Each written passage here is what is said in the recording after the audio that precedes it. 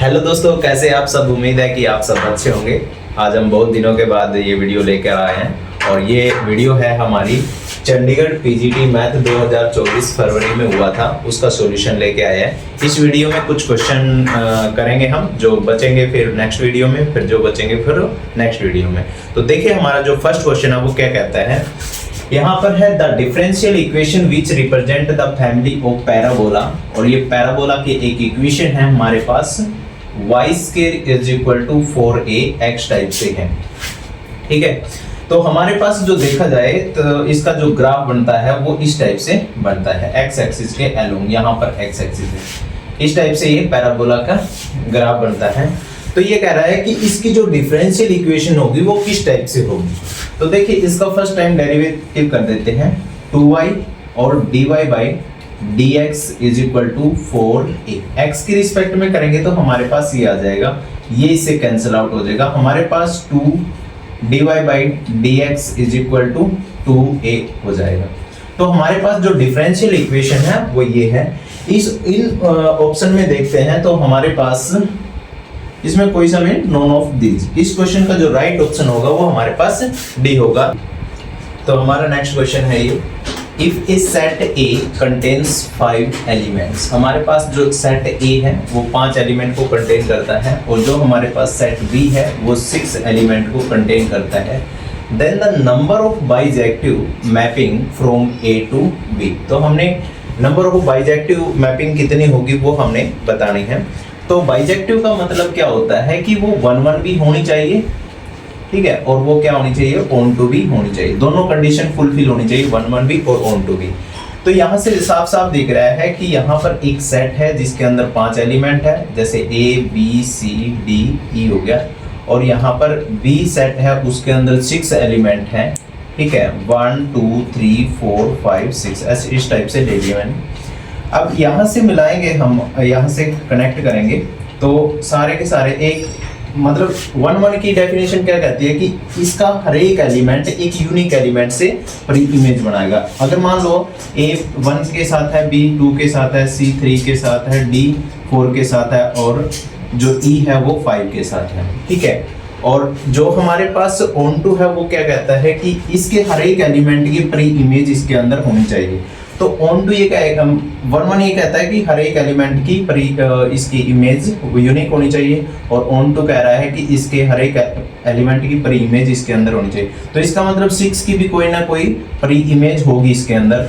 तो क्या होगा, यहाँ से ऑन टू है, इसकी वजह से 1-1 है, बट यहाँ पर ई, जो हमारे पास ई है, इसकी 2 इमेज बनी हुई है, तो इस वजह से ये 1-1 कंडीशन सेटिस्फाई नहीं करेगा। तो इसके जो नंबर ऑफ बाइजेक्टिव मैपिंग होगी ए से बी तक, तो वो कितनी होगी, 0 होगी। ये हमारा नेक्स्ट क्वेश्चन है, the eigen values of A matrix A R, हमारे पास कोई मैट्रिक्स ए है और जिसकी आइगन वैल्यू है हमारे पास 2 5 और 7। तो हमारे पास ये आइगन वैल्यू है किसी मैट्रिक्स ए की। Then the eigen values for adjoint A, तो हमने इस एडजॉइंट ए की आइगन वैल्यू हमें पता करनी है। तो क्या है, मेनली जो इसका डिटरमिनेंट होगा, हमारे पास एक मैट्रिक्स है ए जिसकी आइगन वैल्यू ये है, और जब इसका डिटरमिनेंट निकालेंगे ए का तो इन तीनों का प्रोडक्ट कर लेते हैं हम, ठीक है, प्रोडक्ट कर लेते हैं, हमारे पास आ जाता है 70 आ जाता है हमारे पास, ठीक है। तो जब एडजॉइंट ए की आइगन वैल्यू निकालेंगे तो हम क्या करेंगे, 70, ठीक है, डिटरमिनेंट डिवाइड में एक आइगन वैल्यू रख दो, फिर 70 डिवाइड में दूसरी आइगन वैल्यू रख दो, फिर 70 जो डिटरमिनेंट है उसके डिवाइड में हम 7 रख देंगे। तो ये जो कटने के बाद 35, और ये कितना आ जाएगा, तो ये 14 आ जाएगा, ठीक है, और ये कैंसिल आउट होने के बाद 10 आ जाएगा। तो हमारे पास जो एडजॉइंट ए की जो आइगन वैल्यू आई है वो हमारे पास 35 14 और 10 आई है, ठीक है। इसमें हमारे पास ऑप्शन डी है, वो राइट ऑप्शन हो जाएगा। ये हमारा नेक्स्ट क्वेश्चन क्या कह रहा है कि a real valued function f(x), हमारे पास एक रियल वैल्यूड फंक्शन है f(x) जो डिफरेंशिएबल है at x is equal to a, मतलब a के ऊपर वो क्या है, डिफरेंशिएबल है। Then which statement is incorrect, हमने बताना है कि इन स्टेटमेंट्स में से इनकरेक्ट स्टेटमेंट कौन सी है। तो आप देख सकते हो जो कंटिन्यूज होता है वो इम्प्लाई करता है डिफरेंशियल को। अगर कोई कंटिन्यूस फंक्शन है तो वो डिफरेंशिएबल फंक्शन भी होगा।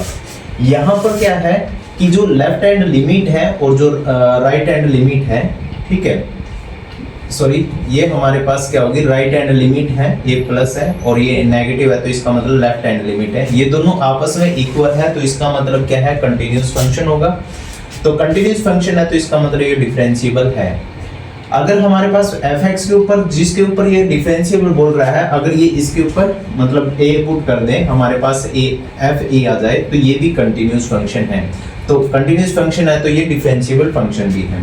तो ये कह रहा है कि जो इसकी राइट हैंड लिमिट है और जो इसकी लेफ्ट हैंड लिमिट है वे आपस में बराबर नहीं है, तो ये कंटिन्यूस नहीं होगा। कंटिन्यूस नहीं होगा तो इसका मतलब डिफरेंशिएबल भी नहीं होगा। तो ये इसकी इनकरेक्ट स्टेटमेंट हो जाएगी, सी ऑप्शन।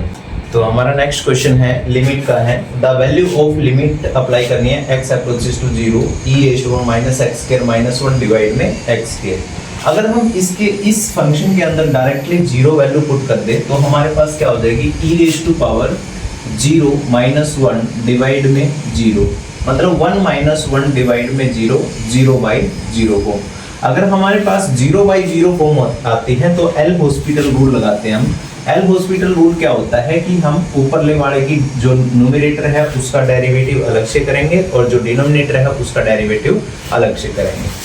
तो लिमिट ये हो जाएगा हमारे पास x अप्रोचेस टू 0, तो यहाँ आ जाएगा, देखो e⁻x² एज इट इज, और इसका डेरिवेटिव करेंगे तो हमारे पास आ जाएगा -2x और यहाँ पर 0 आ जाएगा, ये तो कांस्टेंट था, ठीक है, और ये आ जाएगा 2x, ठीक है, ये दोनों कैंसिल आउट आपस में। तो हमारे पास आ गया limit x approaches to 0 e⁻x²। और जब हम इसके ऊपर लिमिट अप्लाई करेंगे 0, तो यहाँ पर e⁻0 ये सारा 1 आ जाएगा, तो इसका मतलब इसकी वैल्यू कितनी आ जाएगी, 1, पूरी लिमिट की वैल्यू -1। इस क्वेश्चन का जो राइट ऑप्शन होगा वो हमारे पास ये